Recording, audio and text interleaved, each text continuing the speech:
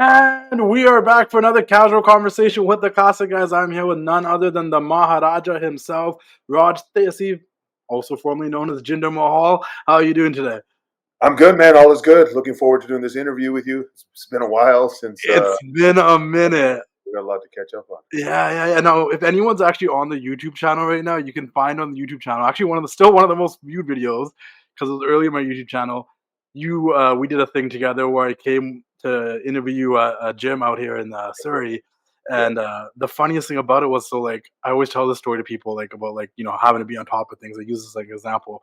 I brought a cameraman that never started recording the whole time because I didn't tell him to record.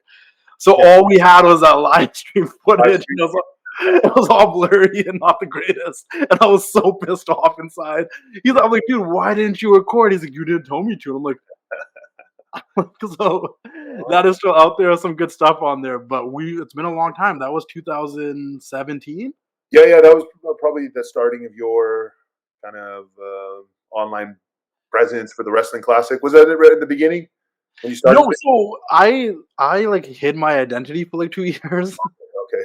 So that was around the starting of me actually putting myself out there and trying to do interviews and whatnot. Yeah. So I have to thank you for being one of the first people. Like, I think it was you and Sheamus, the two of the first people that actually gave me an opportunity to try to interview you guys when you guys were in town.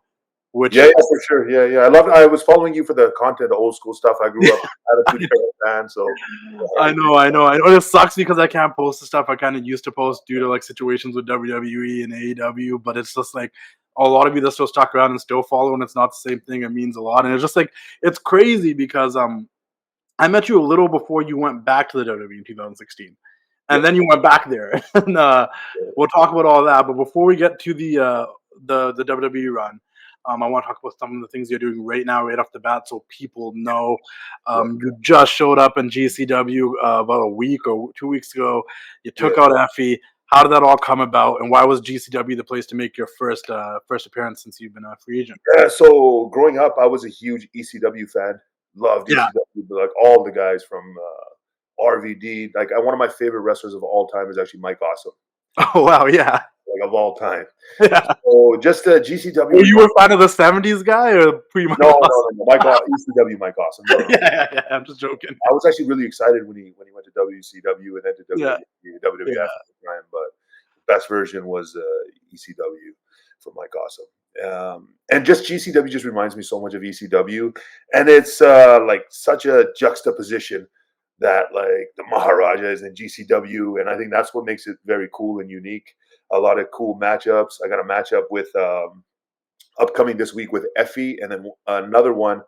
Effie's on Friday at SummerSlam weekend in Cleveland, and then on Sunday in New Jersey, Asbury Park, it's me and Speedball, which is like a match that nobody expected that would ever happen, right? It's a very unique matchup, and I'm looking forward to it because I've been watching him for a while now. Yeah, so like GCW Now and Forever, it is against Effie. That's on SummerSlam weekend, August 2nd.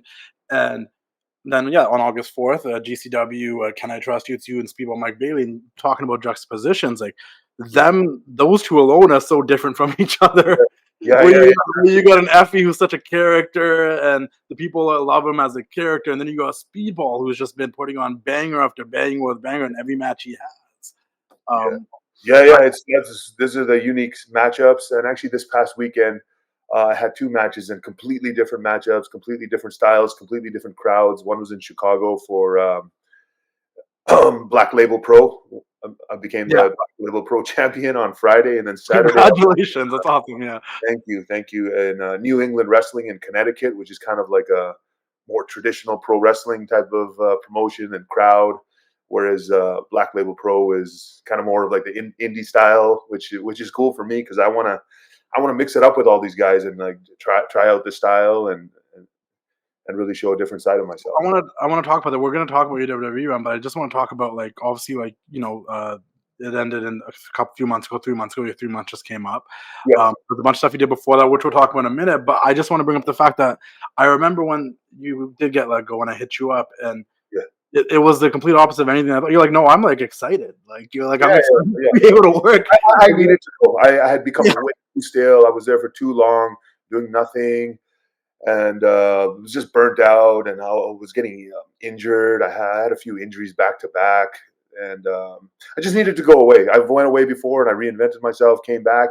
I'm not saying that I'll come back this time again either, but sometimes just I reinvent myself in a different way, whatever I do. Well, that's what I was gonna get to. Like, is it exciting for you now that like you get to wrestle these different people, and now you actually get to try different things without Exactly. any, like, don't get me wrong, WWE is a place that everybody wants to be. It's a great place, but also like there's a lot of structure and there's a lot of producers and there's a lot of you do something a certain way and you maybe take some risks and ask for forgiveness later, but like it's kind of stressful. Whereas now you have the freedom to do whatever you like, try different things.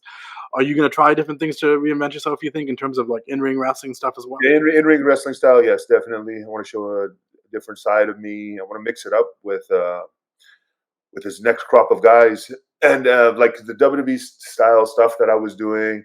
I was always like kind of like heelish, like foreign heel. Like I want to experiment, be a baby face. There's a lot of things that I want to do, but that WWE experience was very, very important to me. Just grew up. That was like my goal. Becoming WWE champion is, like That's a dream come true. yeah, That's what it's cemented you in history. Like it's done, right? Like, yeah, it's done. Yeah. So, and I actually posted a TikTok recently, and it went pretty viral on Twitter. I was saying WWE did not drop the ball on me. Like I had a great career, did everything I wanted to do, traveled the world, and it really like set me up for the future in the sense of gave me financial freedom, which like from day one I've been saving and investing. That's what we do. We you have to do that. yeah, You set you yourself got to up. make your money make money for you, and Now money's making money. yeah. Now it's stress free. Now I do whatever I want. If I don't want I to do mean, I anything, come from the world of banking. I completely understand. I was exactly, yeah. yeah, So yeah, exactly. but that means that we'll talk about the WWE stuff because I do think like it was a great run, and that's all that stuff. Like nobody can take a lot of the stuff you got to do away from you ever. Like it's in the history books now. It's stuff that you did. Yeah. It's just an exciting chapter for you now with being able to come back to the independents as a former WWE champion, trying all these new things.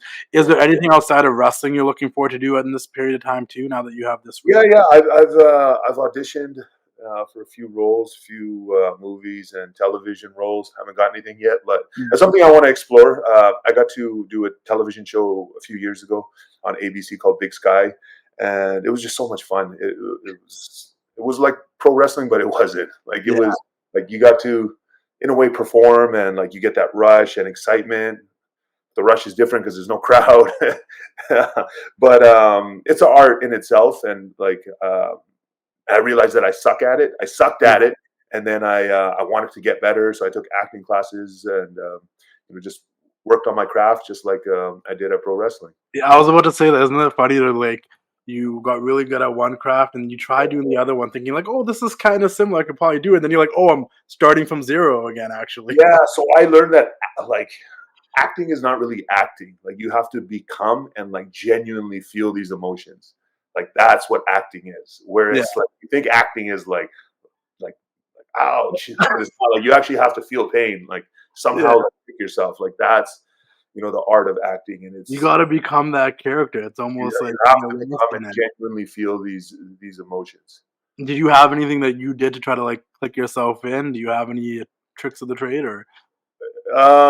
Yeah, yeah. Like through acting class, I learned Yeah, all these tricks. Like get like you find like an emotion that's similar that you've experienced and kind of like relive it and go through it again with basically the script like overlaid on top of all these emotions. So that's awesome. yeah, I'm learning, man. I still suck, but it's all good. For sure, for sure. Let's go back to wrestling really quickly. You brought up Mike Awesome. Before we get to your WWE run, I just want to take people back to because I don't feel like we've ever got to talk about this stuff as much as you talked about all the other stuff, and we're gonna probably repeat a lot of the stuff you've already talked about since you've been released. But I want to talk about this stuff because I am the wrestling classic, and you did Sure. come on page to watch old school clips and whatnot. Who did you grow up watching? Who were your biggest influences? So biggest influence is probably Brett, being from Yeah, Calgary. Brett, Owen, Davey Boy Smith, the British Bulldog, all like that real Stampede Wrestling, uh, like that style, yeah, right? The Calgary style. And then as I became a teenager, Rock, Stone Cold, Attitude Era. Then even when I was in high school, then like Cena, Orton, um, and also ECW. I was a big WCW fan. Yeah. Ash, Hall, NWO. I loved NWO. Yeah. Yeah. It's iconic. So, how far back do you go with the likes of, like, say, Natalia and TJ, if you guys all came up in that same area? Yeah, we came up in the same era. Yeah, I wrestled TJ for the first time in 2004. Oh, TJ wow. Smith. Yeah, That's crazy. Dama Singh Jr., Raj Singh, Yeah. Dama's son, my cousin. So we would have tag matches and wrestle through Stampede Wrestling, and then through Alberta. We actually used to do like quite a lot of these small towns here in Alberta. Yeah, that's crazy. Did you? And now that you bring that up, though, is there any chance that we might see you and Raj connect again? Yeah, definitely. I think it's coming. I would love to tag with him. You know, I started here with him together. So yeah, it's definitely, yeah. No, he's great. I went to Calgary for one of the dungeon shows, which I hope to see at one of these dungeon shows soon. Yeah, I'm working on it very soon. Oh, yeah, there you go. So I went to Calgary to see one of these dungeon shows. Just a fun little story. Don't mean to call about the Hard Kids. It was Stampede weekend. They were supposed to pick me up from the airport, but they were just a little hungover and they weren't answering my calls. Yeah. And then Raj hit me up. He's like, "Hey, are you in Calgary?" I'm like, "Yeah, I'm at the airport and nobody's there to pick me up." And he came pick me up and stuff. And he was just like, "He's just a great dude." So I'm like, "That'd be super cool." But I was like, I've never met him before. That was the first time I met him. He came up from the airport. I'm like, "Oh, this guy's awesome." And then just a great dude. Yeah, exactly. But yeah, Dungeon is coming up soon. I'll make an announcement soon. But like wrestling in that Victoria Pavilion, was that where the show was? Not that time. That time they did it outside of where outside. Okay, the Victoria Pavilion. Yeah. But I really want to wrestle in the Victoria Pavilion because that's like an iconic wrestling venue. That's where Stu Hart promoted for many, many years. Like that's where, like Stampede Wrestling, really. And you never got that opportunity in your first. I never wrestled there. Never. No. Oh, crazy! That'll be cool. We're gonna put it out there. Hopefully, it happens. Yeah. It will. Let's talk about the WWE run now a little bit. Let's talk about first going back. How did that come about when you first went back in 2016? So when I went in 2016, they did the roster split again. Raw, SmackDown were separate rosters. I think they just needed some guys who were already TV ready that they could just throw on TV. Myself, Mickey James, Rhino, Shelton Benjamin came back. There was just a few people they signed just to kind of put us in the mix right away. I didn't come back to be WWE champion. Yeah. That just kind of. So then, how did that? So then you won Raw, and then you got swapped over to SmackDown, and then everything sort of changed from there. Yeah, right. Where did the idea of that? Like, when did you first find out that they might run with you to go become the WWE champion? Well, WWE champion like the day of the show. No way. Yeah. But so at WrestleMania, I did the spot with Gronk. Yeah. And I was getting some TV time before then. I wrestled Sami Zayn. I wrestled Finn Balor on Raw. I had like a few matches on Raw. I was with Rusev. Yeah. Rusev Day, me, Lana, and Rusev. We feuded with Enzo and Cass. So we were getting some TV time. I was getting some TV time. And then Mania week, I did the spot with Gronk. And WrestleMania week, I saw Road Dogg at the hotel, like passing through. And he told me, he said, "Hey, coming up, like things are going to change for you." I said, "Okay." Yeah. I just thought maybe I'll just get more TV. You know what I mean? Yeah. It's all good. I've been around long enough to know. Don't get your hopes up. So he kind of told me that, and then and how it came was Rusev was supposed to wrestle Randy, but he got injured. He needed a shoulder surgery. Oh, wow. Yeah.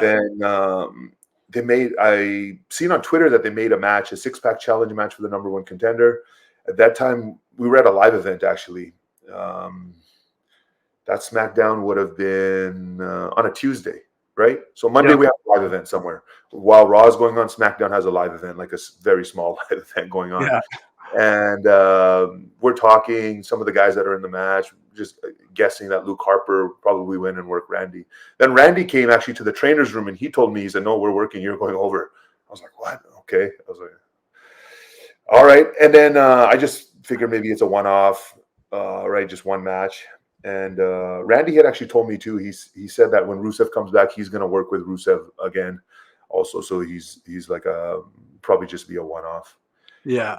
And whatever happened in between becoming number 1 contender and Backlash, it's above my pay grade. But the decision was made to put the championship on me. That's insane. I don't know if you know this, because obviously I'm on the internet all the time. I'm seeing stuff. And Yep. even prior to Backlash a little bit, I would see interviews of Randy, and he always kind of was putting you over since you got back in 2016. I think he was like impressed with your physique and your size, and he's just like, there's something there. What was your relationship with Randy, and did you like how was that? Oh, very good, very good. Even now, me and Randy text pretty regularly. He's a very good friend of mine. And when I started, he was almost like a role model, like a mentor to me, and a lot of other guys too. A lot of many other wrestlers. Like we all look up to Randy. Just longevity, his style, like everything about him, like in and outside of the ring. Like Randy's the man. We all like really look up to Randy, and I remember right before that match at Backlash, we went on a 2-week Europe tour, and I worked a triple threat with AJ Styles and Randy every night for like 2 weeks straight, all across Europe. Oh wow! Yeah, and I really learned a lot. Like in those 2 weeks, like I was picking up quickly, and Randy told me that he actually texted Vince, like told him like I was working very, very hard. Like I was super motivated. And, because like when like interviews, I'm like, oh, it seemed like when it happened, I remember sitting there, I was at, you know, I actually watched you win the WWE Championship. I was at Intense's house. Okay, yeah. Like 3 of us, me, Intense, and my cousin, were watching it, and I was the only one that was like, yo, I think he might win. I'm like, I don't know. Like Randy keeps putting him over on interviews, like saying these great things about him. I'm like, I don't know. Like I was the only one that I'm like, I think it might happen. Yeah. The thing is, it wasn't Randy's call. No, I know, but I know that he has like he, you know, like he said he texted Vince and said you're working very hard. Like those little things go a long way. So like exactly. So I'm like if he's in on the like yo, I like this guy. Like there's something to that, right? So definitely, yeah. And he could also say that I don't want to work with this guy. But he also be like, this guy sucks. He's not working hard enough. He's sloppy. Yes. It could go the other way. So I just thought that was really cool. The pairing with the Singh brothers, when did you know that happened? Because the moment we saw them come out in that 6-pack challenge match, it was like, oh, they're running with something here. I found out that day when they were there. They found out that day too. How did you feel about working with them? It was great, awesome. They really added a lot to my character, my persona. Just like as a package, it worked very, very well. And those guys were on the road with me all the time. They picked up everything quickly. They got to experience so much in like a short period of time, from NXT, not really doing much, not really knowing what the future holds, to all of a sudden, boom, SmackDown with the championship, all 3 of us doing the main events everywhere, traveling around. It was a good time. And I see these guys still working hard, still humble as ever, right? Working hard on the indies. And and then the thing is with guys like that, they can go back to WWE, or they can be in AEW or TNA at any time, right? They stay ready, they stay in shape, they stay professional, they stay working hard, they stay positive, and that's all really you can do, right? You got to do what's in your control. Those guys are out. What are the chances we see you guys reunite on the Independents? I would love to. Yeah, indie promoters, take out your checkbooks. Like I could see it happening. It'd be pretty cool. It's pretty cool. I want to bring up something. So I don't know how, but I happened to come across. I don't know if you remembered or you saw it, but when Great Khali won the World Heavyweight title, they did like a Punjabi celebration, and it was so bad. Like it was so bad. Like I don't know where they found the people. And like one girl wasn't even Indian at all. Like it was so like. And then I went back and I watched years after, and that was actually really cool that you got to represent the culture that way. And it was a lot more. I felt like it was well put together. There was a proper Bhangra crew. Like it was a lot more legit. What did it mean for you to represent all culture? And then also like how do you feel about that celebration? Yeah, it meant a lot. You know how, like, especially in Punjabi culture, you know how important wrestling is. Yeah, they love it. Like, as far as wrestlers go, like Tara Singh, Tiger Jeet Singh, Kali, myself, like we have a pretty strong lineage of champions, right? Like world champions, original Gamma Singh. I don't know if you know who that is, like from like late 1800s line of Punjab to Gamma Stampede Wrestling. 8-time mid heavyweight champion, what's it called? The Commonwealth mid heavyweight champion 8 times. so we have like a long lineage of champions like within our own Punjabi culture, but not only that, like representing the whole South Asian community, the diaspora, as you know, it's very, very big. Like something like one in 4 people on Earth are South Asian. Yeah. There's 8 billion people on Earth, 2 billion South Asians. So, that's we're everywhere. We're literally everywhere. Everywhere. So, it was very important to me to represent the culture as champion in WWE, being seen with the championship, the first ever Indian, South Asian, Punjabi, however you want to put it, WWE champion in history. It was an amazing moment, and Punjabi celebration was awesome. Just for in Khali's defense, sometimes it's a logistical issue, like wherever the SmackDown show was that day. Yeah. Like they don't really write the show that ahead of maybe they wrote that day in whatever town or city they were in. They couldn't find that was the best they could do. Yeah. And where were you guys when you guys did? Do you remember? We were in I think Ohio somewhere, but I'm pretty sure those guys drove from Toronto. Like they drove 12 hours. Like they drove all night long. That makes sense. I'm like, they were legit. They were legit.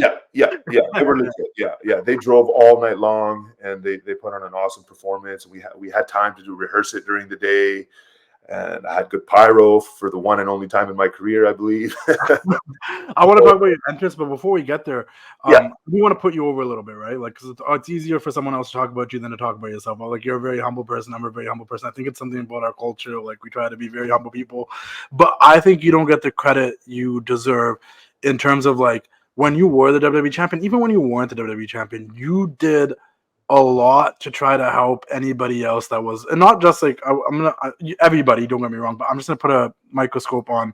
You did a lot to help a lot of other South Asian creators and fighters and people doing stuff in different industries, whether there was like an Arjun Bulla fighting somewhere, or myself was trying to grow an Instagram page, or you're at these events out here in Surrey, Vancouver, or Toronto, you're on Darpan magazine. Like, you did your best to represent the culture and represent us Punjabi people and just South Asians as all. And I think that's a really super cool thing that I don't think a lot of people that aren't South Asian didn't maybe see, because they're not seeing those things like I was probably seeing them or other South Asians were seeing them, but we saw it.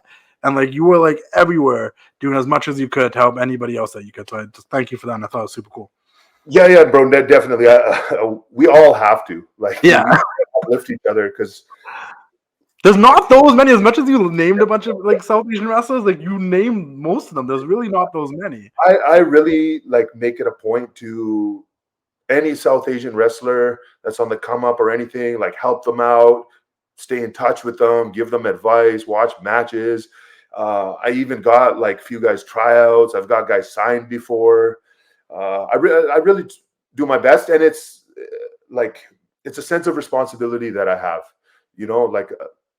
Because no one like it's hard, man. It's hard being South Asian and in this business and in entertainment, right? Yeah.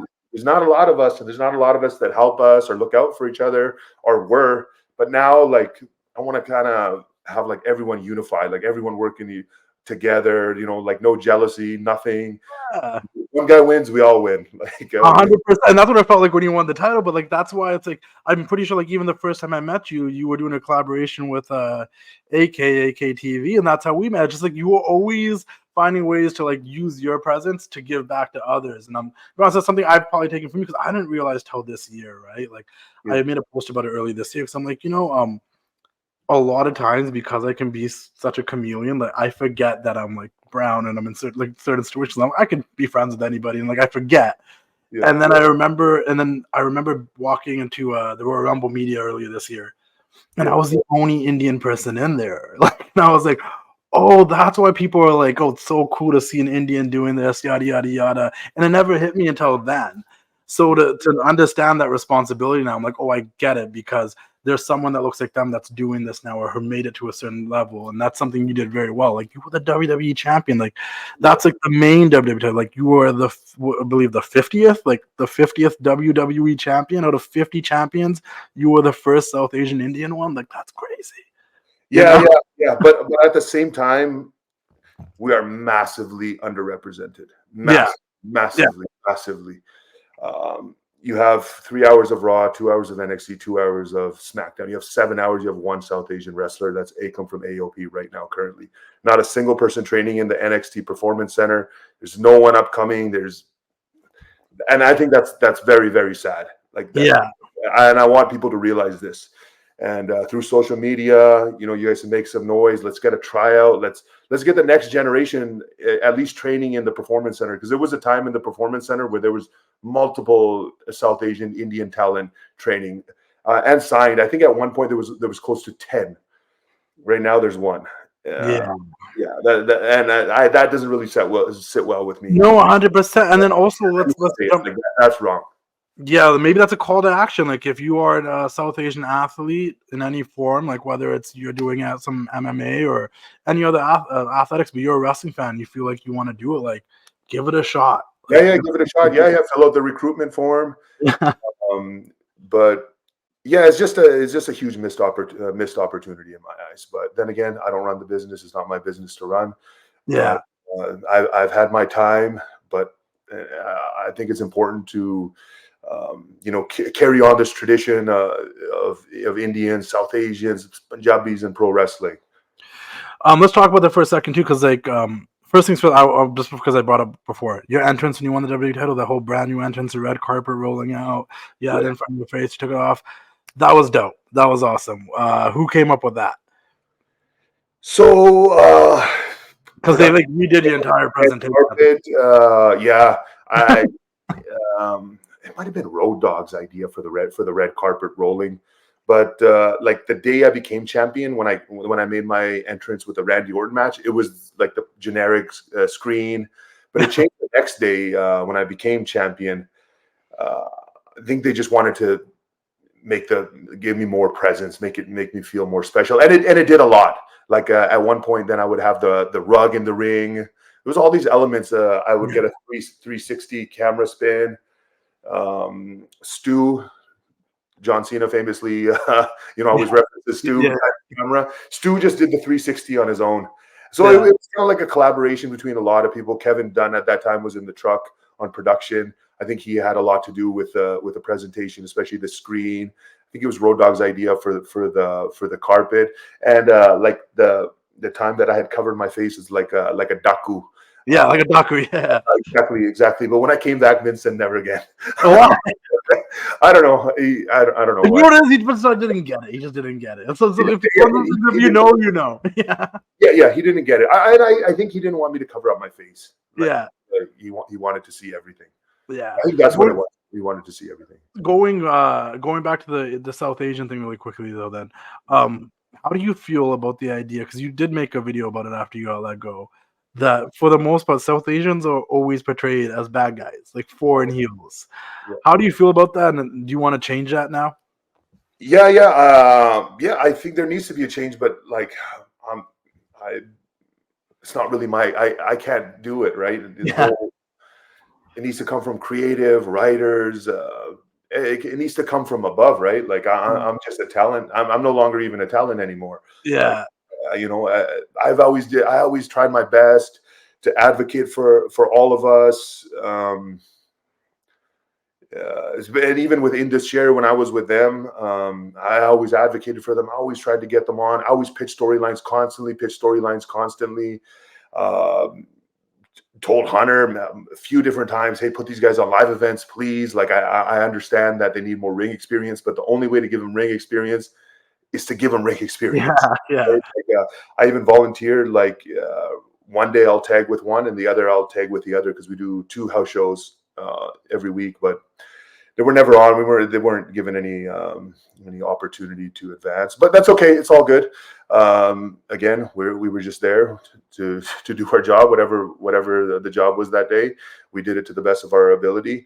But yeah, definitely in the future, we need to change things, how we're presented, because like our stories are so unique, our personalities are so unique, but we just kind of get categorized into those stereotypical gimmicks. Because briefly there was like Sangha was, I think, with Grayson Waller, someone as a bodyguard. It's like, oh, it's something different. I mean, anyone that really knows Veer's background's like, Veer. made after him. Yeah, there's a movie made after him. Like, there's so much there, but it's like no matter what you like, it's something Mustafa Ali talked about to himself, where he's like, oh, you like, I want to keep my name, but I don't want to be a character that's based off my name, and it's something that happens quite a bit. Right now, you have the opportunity to be Raj Dhesi, the Maharaja, but you also get to be yourself rather than this foreign heel from India, So hopefully things change. But those two guys, Veer and Sangha, they also didn't seem very happy about. When they got let go, that just the fact that there's a lack of representation in the company too. Was there a conversation beforehand, or multiple conversations? Throughout my whole career, I advocated for more representation, more TV time, more sharing our stories, right? And I think a lot of it is also we don't have representation on the writing team or the producers. I think that's another big issue. We used to have Dave Kapoor, Ranjan Singh, that was there for many years, but I think there needs to be more and a bigger emphasis on telling our stories, from our perspective, and authentic stories. Yeah, that's what's really been missing. No, 100%. And it's like you couldn't just be like Jinder Mahal from Calgary, Alberta, who wanted to be a professional wrestler and just have his own personality. Like, you had to be this Indian character, and you know what I mean? Like, it's like you can't just somewhat be an exaggerated version of yourself. You got to be a whole ass character. So it's like it's a little different. I've yet to see an actual South Asian superstar in WWE. We came close with Mustafa Ali. He did it. He tried. But even then, I feel like they tried. He fought. He fought for everything that he's ever gotten, and respect and props to Mustafa Ali. He's still doing it. Love watching him. Whatever, anything that he's doing. He was just recently in TNA. Yeah, he's still there. He's still killing it there. Yeah, killing it in TNA. Yeah. He's Let's go back to the wrestling really quickly. When you found out Great Khali was coming back for the Punjabi prison match, what do you think about that? Was that cool to go back to you guys' connection from your first run where you guys were cousins? Yeah, I was a brother-in-law. I was married. Oh, brother-in-law. My bad. You were his brother-in-law. Yeah. Talk about hokey story, South Asian storylines, right? I was his brother-in-law, so I had the power over him because. Yeah. Money and property. I don't know. Yeah, exactly. But yes, I was very excited. Khali is like my big brother. We used to live next door to each other in Houston, stay in touch with him regularly. And what a lot of people don't realize is how over Khali is in India. Nobody is like that here in America. If he goes somewhere, it's a mob scene. It's a flash mob. That's crazy. You can't just go places. Whereas here, that doesn't exist here. That level of not like that. There's not like a Beatlemania. There's not knocking your car windows, chasing you down here. Yeah. Ali is probably he's definitely one of the most recognizable pro wrestlers in the world. If you look on a global level, he's in the top 5 or 10 of all time, definitely, 100%. And he's hard to miss. He's a giant dude. Nobody looks like him. He's hard to miss. Yeah.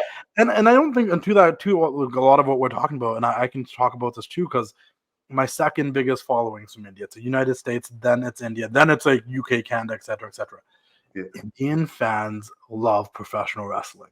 It is so real to them. So when they see stuff, when they see a person like a Great Khali, they're probably losing their minds for sure. And it's such a it's so important for them to have that representation. So many of them, they probably do dream of growing up to become WWE superstars.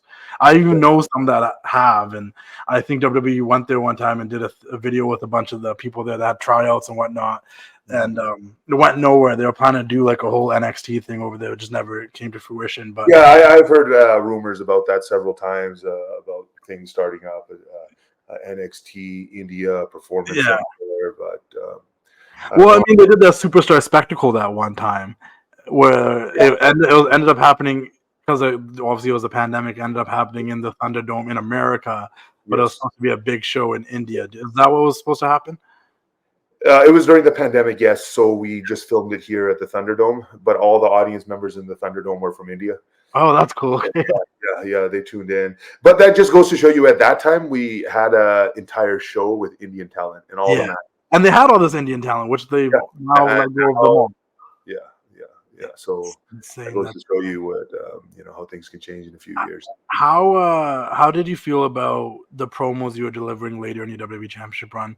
Because as a fan of yours, I would get frustrated sometimes. I'm like, they sometimes had you cutting the same promo like 3 weeks in a row. And I'm like, oh my God, like let's switch it up this week. We can go in a different direction. And it'll be like the exact same promo the following week. And I know you, so I know it's not you. But like I was like, this is crazy. So Vince was writing a lot of the promos. Yeah. And sometimes he's just stuck in his ways. Yeah, it was just like the same promo for like 3 weeks. It was the same promo. I know. It's frustrating. I was like, oh my God, what's like we gotta pick it up to the next gear. And I'm like, it's the same promo. Same promo, same delivery. But in the new year this year, I got to do the promo with The Rock and like. Yeah. Hey everybody, it's your boy, the Wrestling Classic. I appreciate you being here. Like, subscribe, do all that stuff. I have to tell you guys about these WWE plush toys that are in Walmarts near you in the United States. Go to Walmart, see if they're on shelves already. They're gonna be on shelves ASAP if they aren't already. And make sure if you see the old line of these plush toys that you pick them up off shelves, because once they're off shelves, you won't be able to get them again. They will be on eBay. They'll be there for resale at higher prices. Get them while you can. Let me show you the old line before I show you the new line of plush toys that are coming out. Let's look at the old line. We got none other than the Phenom, The Undertaker. Guys, check out this detail. Super cool. Make sure you guys get it. Officially licensed by the WWE. Make sure you guys check that out. We also had none other than The Ultimate Warrior. Ding, ding, ding, ding, ding, ding, ding. That sounds like an Indian song, but we got the tassels. So you guys make sure you grab the Ultimate Warrior. This is from the last line. We also got a green John Cena. You can't see me. There's a new John Cena, which I'll show you guys in a couple of seconds, but this is the green John Cena. Check this out. Eyes are real blue. Blue. When it comes crashing down and it hurts inside. We got the Hulkster, Hulkamania, brother. Check out this Hulk Hogan that was from the last line, guys. If you guys don't have this yet, it will become a collector's item and you're gonna have to buy it for so much more. So if they're still on shelves at your local Walmart, pick them up. And last but not least, we got the madness, Macho Man Randy Savage. Ooh, yeah! We got the Macho Man, we got some more tassels here. Cool jacket, a good space cowboy hat. Guys, if these 5 are off shelves already, you want to make sure you go out and get them. Now we got the new line, which features none other than arguably the greatest luchador of all time, Rey Mysterio Jr. Check this out, a little fuzz on the head. He's also got some tassels. Get the Rey Mysterio. And talking about the Hulkster, we got another Hollywood Hogan now from the NWO. You see that right there. He's got the lightning on his pants. You guys get this Hulk Hogan if you haven't already. Once these off shelves and another line comes out, you won't be able to get these unless it's resale too. So officially licensed WWE plush toys. Check them out. As I mentioned earlier, there's now a blue John Cena. Matches his eyes this time. Get the blue John Cena if you haven't already. These should be on shelves now. Pull the ones up because we got none other than the Tribal Chief Roman Reigns, the head of the table. Check out the tats. Check out his hair. This is a dope Roman Reigns. He's even got the glove there. One of the most historic reigns as a WWE Undisputed Champion. Recently just lost the title at WrestleMania 40. You guys definitely want to get this Roman Reigns. Last but definitely not least, the current champion, the man that finished the story, the American Nightmare, Cody Rhodes. Check out the details on this, guys. Look at that. He's got his logo there. Shout out to Extra Cooler who helped out with this design. Guys, get this Cody Rhodes. Get all 5 of the new plush toys that are on shelves. Check if they have the old one. And keep doing the thing. Buy them. Check them out. Let's get to the interview. Now, let's talk about that, actually. Yeah. That was such a cool setup. They said former WWE champion. They hyped it up. Yep. You came out. The reaction was organic and funny. And then you cut a good promo. And I think that's the thing. Like, when given the opportunity and even given a promo that you can, I feel like, sink your teeth in, like, you're like, I'm with this. Yep. Then, like, that was great. You know what I mean? You had everybody in the palm of your hands. Exactly. How did that come about? So I'm in a group text with Veer and Sangha and the travel lady, or I was. Yeah. And and in the last 6 months we were there, we weren't going to TV that often. If we fly out on Sunday, usually Friday, Saturday, we would get a text, hey, you guys are not needed for Raw. We're canceling your travel. Just stay at home. That would happen regularly where we're not even flying to Raw. So we're just at home for weeks on end. And then it was Christmas week. I was home in Canada, in Calgary, and I got the text, hey, it was a group text to all 3 of us. Hey, you guys are not needed for Raw. Your travel's canceled. Okay. Then 30 minutes later, I alone got a text from the travel lady, said, hey, sorry, plans change. You are going. And I thought it was kind of weird that it was just me and not those other two. I didn't think much of it. And then like later in the day, I think the dirt sheet headline came out, like former WWE champion is returning. I think WWE planted that. Yeah. Create some buzz. And then I kind of put the 2 and 2 together. But I knew I knew that what my position was going to be. Yeah. I knew what my role was going to be in this big return of a WWE champion. Because actually before that, I was told that I'm not an active wrestler. Yeah. I was only a manager because I would pitch for storylines like 6-man tags. Before Tozawa had joined Alpha Academy. I pitched for a feud with Otis and Chad Gable for Indus Sher, and then I was going to get involved, and we were brainstorming with who their partner could be, and one of the names was Tozawa. Just nothing was coming, nothing was happening, and I just asked the writer one day. I said, actually, another thing. So they have a roster list, like the producers have it. It's a one sheet. SmackDown heels, SmackDown baby faces, SmackDown tag team baby faces, female heels, female whatever. It's a full roster and depth chart. Like the top names are at the top of the list, and then as you go down, the guys that are not being used as much. It's a depth chart. That probably plays the mental mind game with a lot of people, but go on. So it's not public. They don't show it to you. Okay. Like imagine going to work and like seeing where you are on there. No, I know the producer, so I always get eyes. Yeah. See who's moving. Yeah. And it's interesting to see yourself like move up or move down. Yeah, no, it is for sure. It's crazy. Yeah, but anyway, I noticed that I was not listed as an active talent. It was Raw heel tag teams in this share, and I was in brackets, like as a manager. Okay. So, and I asked the writer, I said, hey, am I not wrestling anymore? He's like, yeah, we had a discussion, and you're just going to be managing.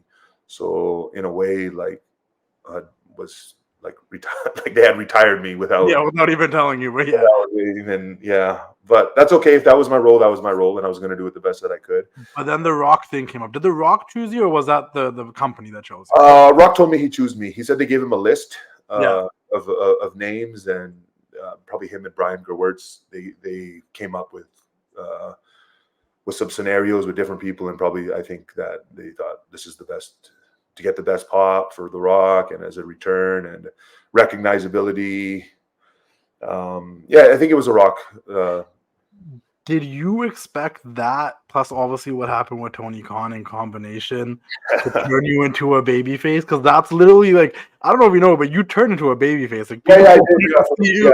They were rooting for you. Like, no, it wasn't expected at all. Because actually, even after the Rock promo, when I came back, like everyone was really happy in Gorilla, Triple H, everybody, Bruce Pritchard, writers. And then one of the head writers was texting me for like the next few days, like, man, we want to get something started with you. Like it was awesome. And he said he's going to pitch to Hunter a match with Seth Rollins. Next week we'll do a promo. Then the following week we'll do a match. And he said he's going to pitch it. So he pitched it, and then he messaged me like a few days later, like, hey, thumbs up, like we're good. Yeah. And I hadn't wrestled in months, but luckily I stayed in shape. Yeah. So I was like, all right, cool. Yeah, like it wasn't like oh man, I can't do this match. It was like, like straight from manager to world championship match, world title main event. Like, yeah, let's do it. Like, yes. That's insane. Your name went up that list real fast for like a couple of weeks there. Yeah, for 1 week. And then How did you feel? What was your initial reaction when you saw that Tony Khan tweet when he was trying to be like, who's gonna tune in to see Jinder Mahal?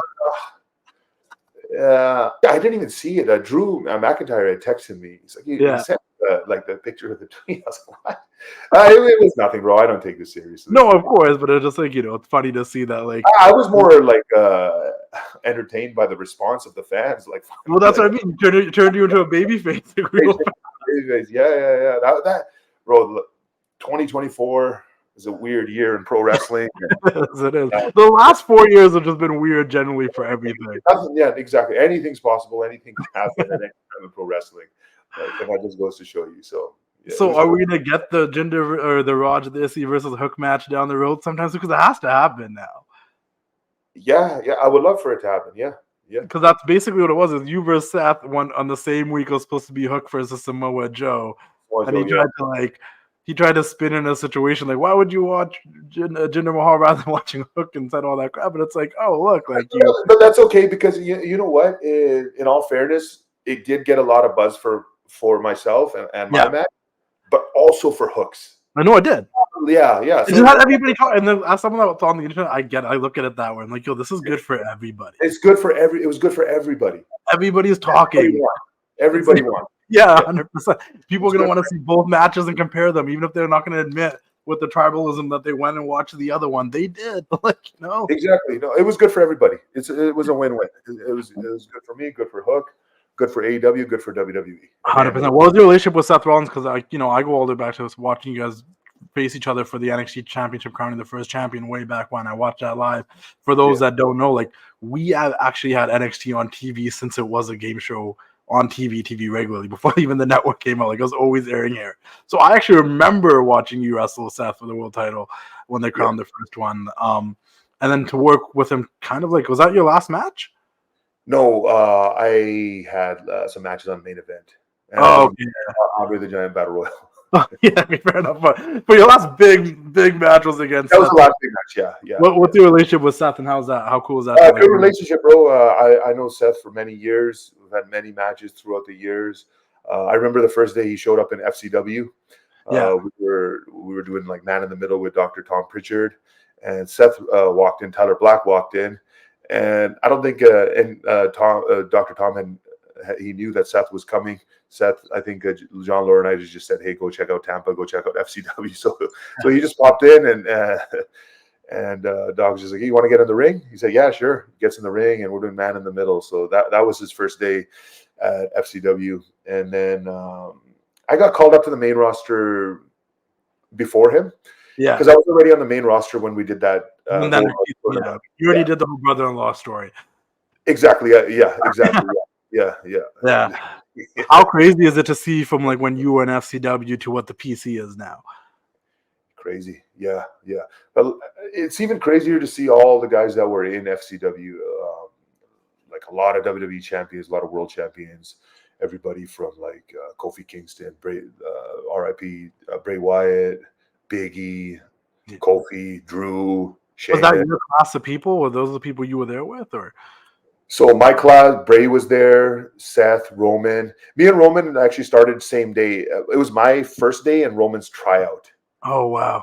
We showed up there together the first day. Roman, Moxley, Dean Ambrose. Wow, is from my class. Big E. Crazy class. Yeah, very crazy class. Yeah, exactly. Yeah. What you also had that like brief thing with Roman? Was it just supposed to be that one match, or was there anything? So that match there was talk about it being a Punjabi prison match. Oh, okay. Yeah. I said this recently on a. I think you probably said on Chris's, but yeah. Yeah, exactly. Yeah. Like Vince wanted to do another Punjabi prison match. That's insane. Okay. Yeah. Let me ask you this because I don't think this gets talked about quite a bit. Is like obviously everybody's mindset when you were the WWE champion, especially the ones that want to hate, will be like, "Oh, they're doing it for the Indian audience. They want to go that audience, etc., etc." Yeah. And it was leading up to the show in India. Yeah. Obviously, by the time we got to the show in India, you were no longer the WWE champion. You dropped it to AJ Styles in the UK, which at the same time, pretty cool because it was the first time that WWE Championship changed hands overseas, and you were a part of that, so still part of history. Yeah. But then you still worked that show in India, and it was against Triple H. Yeah. How did we get there? How did we go from you being champion? Yes, I know the narrative is I became WWE champion for the show in India, but for a live event in India, or live event anywhere in the world, they're not going to change the championship. No, 100%. Like they did a show in Japan this week. Yeah. Didn't make Nakamura champion. Like yeah.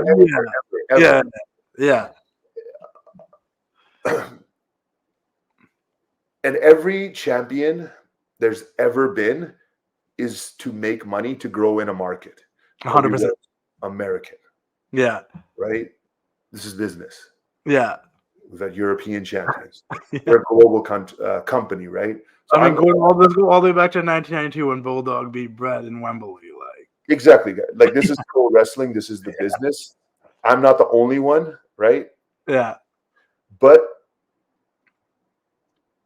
10 months before that, I was released. I wasn't even in WWE. Like, I got released from WWE. Part of the reason I became WWE champion is because I had that total transformation, right? Yeah. Mindset change, body change, work change, confidence change, everything changed. If I didn't change that, I wouldn't have become WWE champion. And all of these things that happened were like a byproduct of me changing and really dedicating myself. If I didn't dedicate myself, none of this would have happened. I wouldn't have became WWE champion. I probably wouldn't have had like this 8-year run that I just had the second time. Yeah. Right? I would have been long gone years ago. So a lot of people say what they want to say. Oh, it was just for India, this and that. Because that's what the narrative becomes. If one person says it online, a Dave Meltzer says it online, it's a fact, and then it goes everywhere, and it just gets repeated enough times. People start using it for arguments, and it becomes where it becomes a fact. Yeah. But to think that I became champion for a live event in India is foolish. Mm-hmm. We still did the live event, main evented with Triple H. We didn't need the championship, whatever. 100%. Yeah. How was that match? Oh, amazing. Amazing, like a bucket list match for myself. I think one of Triple H's last matches ever. Also, yeah, it was amazing. Like, and Triple H wasn't an active wrestler at that time, but. So when did you find out that you were wrestling Triple H for that event? Because obviously once I think I was like a month prior. I was gonna wrestle Kevin Owens. Okay, we were gonna have a street fight, I believe. Yeah. There was actually going to be 2 shows in India. Okay. 2 shows, 2 nights. One was a regular match, maybe a DQ finish, and the next night we go into a street fight. Because I had gone while I was still champion, I went for the media tour in India to announce the tour, and at that time I had announced that I was going to face Kevin Owens. Yeah. But they condensed it to one night, added a show, I believe, in Abu Dhabi, or I think it was in Abu Dhabi, somewhere in the Middle East. They added a show and then just did one in India. They announced Triple H. Me and Triple H will be the main event. Oh, that's dope. And then you also, like, I don't think we ever got to see that. You had like a custom robe for that event. Like, we've seen pictures of it and stuff. Did you rep? You didn't wear that anywhere else, did you? No, it's a one-time wear. It's actually a famous designer in India who made it for me just for that event. It was kind of like a PR collaboration. Collaboration, exactly. Yeah, it was in Times of India. This famous designer was going to wear my robe.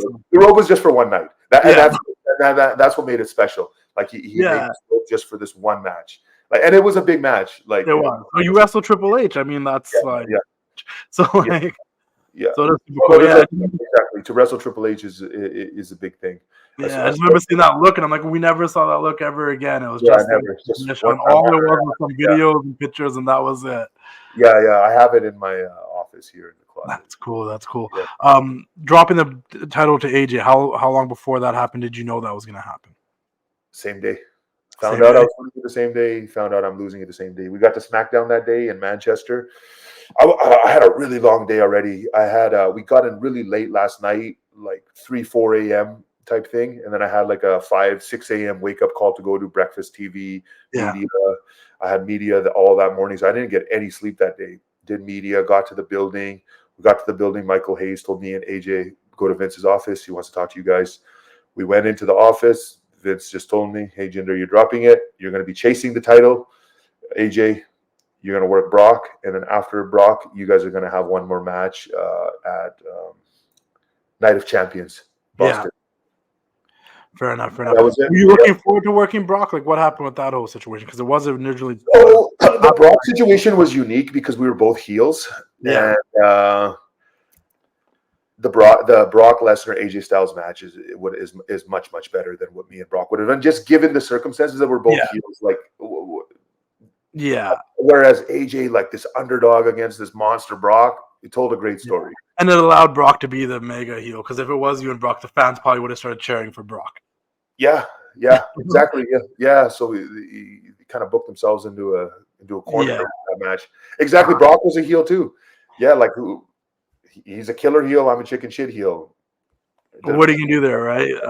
And fans will agree with this, right? If they want to argue this at any point, like what matches of Brock's have a lot of us enjoyed the most? When it was Brock versus Styles, Brock versus Bryan, Brock versus these smaller guys, right? Brock versus Punk SummerSlam years ago. It tells a better story a little bit. It tells Brock versus Cena. Cena's on the underdog. Yeah. Everybody's an underdog to Brock at some point. But let's talk about some maybe not so great times really quickly, and you let me know how you felt about these situations. Obviously, there's a whole 24/7 title run. Yeah. How was that? Made the best of it. I wasn't super thrilled. Just the position of the card that I had kind of like dwindled to. But nonetheless, made the best of it. It was fun. It was entertaining, and it got like a lot of views. That was what really made it. Because at first I was like, God, like what am I doing? Yeah. And then, we saw like the feedback and everything. It was good. Actually, the first time my fiance ever seen me on TV was in like a 24/7 skit, and not even like a good one. I was just one of the random dudes in the back, like chasing. That was like her first time watching me on WWE. She missed a lot. Yeah, another one is the whole, post you won you dropped the title, you're still there, and they started making you do the whole Shanti thing. You're a man of peace. How do you feel about that? And was there any direction for that, or was it just something that like Vince wanted you to do? I think it could have been good if there was more thought put into it, more long-term planning put into it, but it was just a Vince idea. I don't know why. Just I got to thinking one day, and I think it was it was the match right before Roman. Yeah, I think we had a backstage brawl, but in the promo, I had said something about like the winds are changing. Something is going to change, and that it was like straight line from it was a line from Vince. And then one of the writers, Ryan Ward, he told me, "Hey, Vince wants to go this direction." It was okay. It was fine. There was just no depth to it. There's no long-term plan. I think it was just something he was like, there is a part of Indian culture that is very spiritual and has the yoginess to it. So maybe he was going in that stereotypical direction. But I just was curious. But at that time, I did do the mixed match challenge with Alicia Fox. I had a lot of fun with that. That's awesome. Another thing I want to ask you about that happened. That was after your title run was you ended up winning the United States Championship at WrestleMania 34. I was there, yeah, at WrestleMania 34, and then you dropped it soon after. But what was that? Were they just like it was you, Rusev, Randy Orton, Bobby Roode, like stacked fatal four-way? And I think to a lot of people it was a surprise, like, oh, you won, like that's crazy. I didn't think. I was like the least. I was like the most on the betting lines. I was the underdog. Yeah. So when did you find out you were winning that title? So that one I had found out like a few weeks ahead of time. Okay. So while everyone's counting me out, I already knew that things change in WWE. Like, because someone tells you you're winning weeks in advance, you probably are not going to win. Yeah. That's just the way things go. But I had found out a few weeks ahead of time. Randy had told me. The first time I heard it, Randy told me. I feel like Randy's been telling you a lot of things before they happen. Randy comes with your news, it's probably good news. Another thing I want to bring up is obviously prior in your last run, the run before 2016, you guys were in 3MB and then you guys all left. In 2016, and after that, a lot of you guys came back. Heath came back. He won the tag titles with Ryan. Heath never left. Heath never left. My bad. Heath was there. He was doing his thing. You came back. Whole new physique, whole new look. Drew eventually came back. Whole new physique, whole different look. You got to work with Drew, but we just never got that 3MB reunion in a Rumble or anything. Like, was that something you wanted to do, or? Of course. Because enough time, like the thing with wrestling is, if enough time passes, people always remember it as like if they didn't with a fonder memory, like even though like they might not like at the time, they would be like nostalgia. Like the fondness grows with time, right? Like, at that time, if they don't like a storyline, give it 10 years, they're gonna be like, "That was the greatest." That's kind of what happened with 3MB, because at that time, like nobody cared about us. Like, we'd go to events or signings, and like no one was excited to see us. But as time passed, like especially now, like people are like, man, we love 3MB, we love 3MB. Like we need a reunion, we need a reunion. We just needed like a moment in the Rumble where all three of you were maybe in there and they could have had a moment. That would have been so cool. Definitely. And if 3MB was to ever form again, we wouldn't be like the old 3MB. Like we're men now. Like we know, like we're like battle tested, battle hardened, like grizzled veterans now. So at that time we were just like young rookies essentially, right? Just a few years into the WWE system, and just WWE was completely different at that time. Everything about it, everything was completely different, from the locker room to creative, just how the shows run, how the show's booked, how characters are, how matches are presented. Everything is completely different. Yeah. So I think definitely a bunch of changes every like 10 years. Like it's just a total switch. You already kind of touched on it, but I want to bring it up because I did bring up you and I did bring up Drew, and now we've seen it with Cody. How important is it that when you do get let go or something to like not give up on yourself or count yourself up, but just go out there to reinvent yourself and to bet on yourself without knowing if you'll ever come back, but just to go out there and do that. That's what you did. That's what Drew did. That's what we just saw Cody did. And all of you guys came back to reach different levels of success. Yeah. The thing is, as a pro wrestler, your job is to be a pro wrestler. And that could be a pro wrestler on the Independents, in WWE, in TNA, wherever it is. If you get released from WWE, you can still be a pro wrestler. Like your job title is pro wrestler, right? So yes, WWE is the ultimate goal. That's where everybody wants to be. Everybody wants to work in that spot. But there's still so much more to the business. There's so many things to do, so many places to go, so many matches to have. Like another thing that I like being on the independent scene now is I'm seeing like the next crop of guys, like especially like GCW, like a lot of these indie wrestlers who are in like 5 or 10 years, like these guys are going to be in WWE. Like I get to see them now, maybe even work with them. So just keeping the foot on the gas is the most important thing. Just moving forward, pushing forward, staying motivated, staying positive, staying driven, and just enjoying it. The best part is the process, right? Like it's true. It is true. Like everyone's worried about the destination, but like the most fun you're having is learning the people you meet along the way. Because even when you get there, like seeing those people and hanging out with them, you guys know what you guys did together. You have the memories. You remember all the stuff that on the come up, and you're appreciative to people that helped you along the way. You have a different and I also want to help the next generation. Yeah, like, in any way, which way that I can, and I do that as much as I can, and that's important to me. What would you say is the long-term goal for you? Say, like, you know, when you are done wrestling, like, where do you see yourself? I don't know, bro. Like that, like, you know, if I also don't think about that too much, because then I'll put pressure on myself. Like, especially right now, I'm just enjoying myself. Like I've kind of earned this freedom. Like I've put in my time. I've done everything just for right now. And another thing with this indie run is like I want to get back into the mix, because I haven't wrestled much in the past 2 years, like 10 matches in 2 years. It's not a lot of matches, right?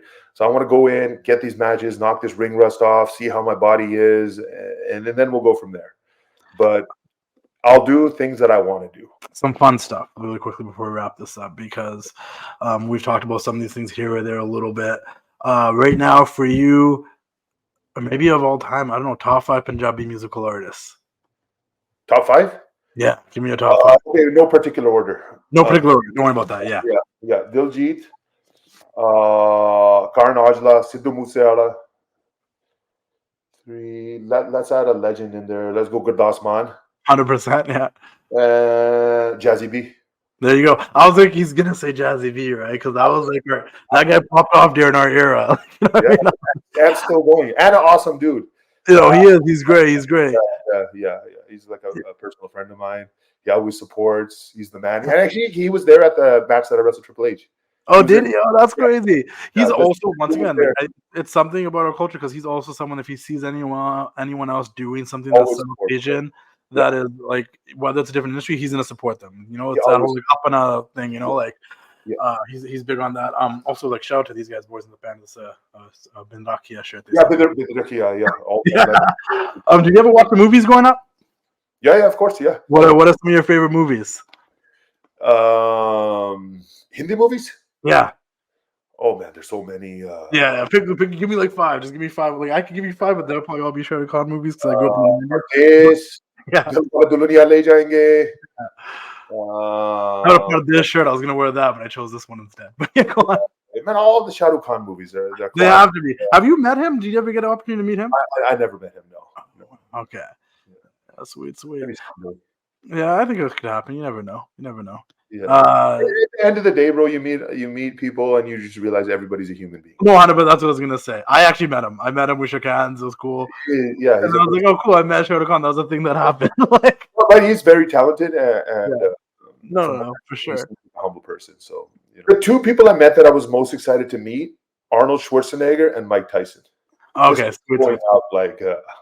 how interesting was Mike Tyson? I mean, that's the thing, right? Because when you look at someone growing up, it's different. Like, don't be wrong. Like, my experience meeting, say, I don't know, Seth Rollins or something, compared to me meeting like Stone Cold Steve Austin was completely different. You know what I mean? So, like, I just met him briefly, and now Mike's a completely different person. I love his podcast. His viewpoint on life is completely different. When I met him was the year that he went into the Hall of Fame. Oh, okay, sweet. Yeah. I think he was still in like a rough patch in life at that time. It was cool to meet him. Like, he's an interesting cat. Let's give him a little plug real quickly though too. Like, how's the relationship with Chris Cavallini? Great guy. Great for advice or like motivation whenever you feel in a rut.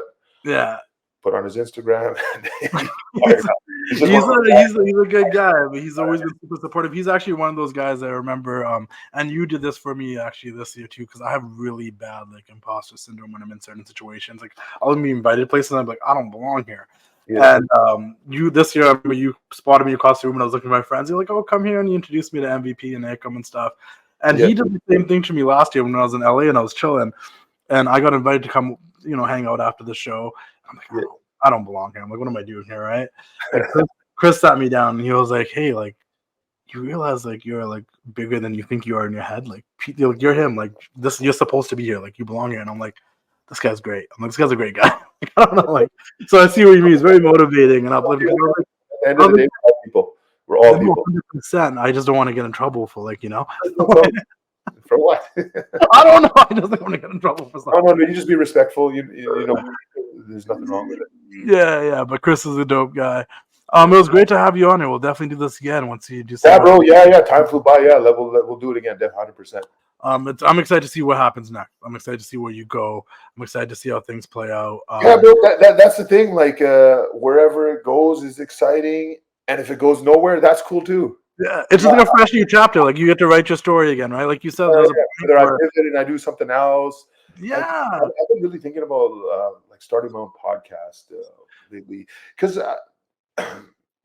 let me know what you think about this. Like, there's a lot of negativity in wrestling.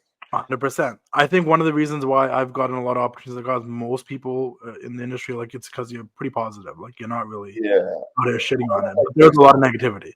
To wrestling, bring some knowledge to wrestling.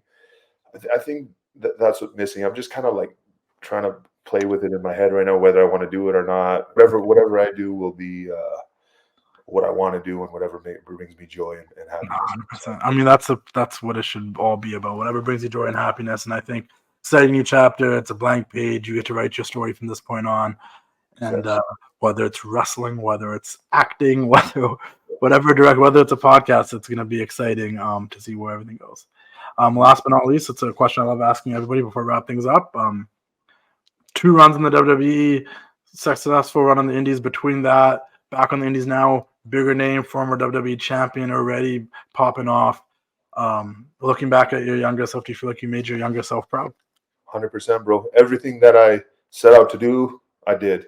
So, yeah, absolutely, bro. Like, bro, I remember, like, I'm such a big wrestling fan. Like, when I was young, local wrestlers I would see that had a dark match or even a tryout, I was like, oh my God, if I could just get to that level, like, wow. Like, this guy was on Sunday Night Heat. Yeah. You know, like it's that crazy. Like the levels that I reached from where I started. So yeah, 100%. It is crazy, right? Because then, as long as you have the ability to do that, but like to remember how badly you wanted something Yeah. and what you would settle for, it, and to see that you surpassed that, yeah, for sure, 100%. But it came with a lot of hard work. It came with a lot of sacrifice. It came with a lot of dedication, ups and downs, bro. Everybody knows my story. I've had more downs than ups. Yeah. Way more. I've way more L's and W's. But you're still here. You're still kicking. You're still doing the thing. So yeah. But like those W's, they outweigh all the L's. 100%. Like I said, you will always be the 50th WWE champion. Will always be the first South Asian WWE champion, not the world champion or the other one. Like the main WWE championship with that lineage. Like there's a lot of things that no one can ever take away from you now, no matter what direction you go in. It's done. It's cemented. It's there. You've made your place in history, and that's super cool. And I'm super grateful for you always supporting me and showing love. And yeah, bro, no problem, man. You do a lot for wrestling. You promote wrestling. You know, it's what you bring the fans together, sense of community. That's what wrestling's all about. Thank you so much. I hope you guys all enjoy this episode. I'll see you guys all down the road. Make sure you guys follow Raj Dhesi, the Maharaja, and all of his independent journeys and everything he does. I feel like we will see you on TV or in something soon. I just have sending you positive affirmations and good vibes. You know what I mean? But I will keep doing the thing. It's time to say goodnight. We sincerely appreciate your patronage and hope we've succeeded in bringing you an enjoyable evening of entertainment. Please drive home carefully and come back again soon. Good night.